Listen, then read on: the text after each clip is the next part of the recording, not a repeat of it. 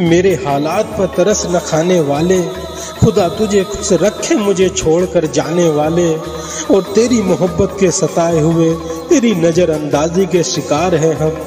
आज टूटा हूँ तो तेरी वजह से हूँ, जा मेरे दोस्त तेरे शुक्रगुजार हैं हम।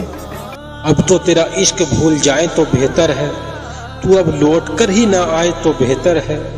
और जिंदगी अब जिंदगी ना रही, मगर क्या कहें तेरे साथ जितनी गुजारी उससे तो बेहतर है।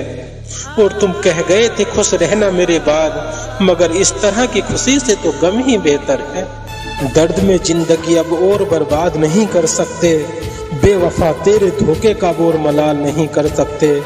और मुझ पर घर की भी बहुत सी जिम्मेदारियां हैं, खुद का इससे ज्यादा बुरा हाल नहीं कर सकते। कुछ बेकार सी बातें जरूरी रह गईं, हम मिले भी मगर दरमियां दूरी रह गईं।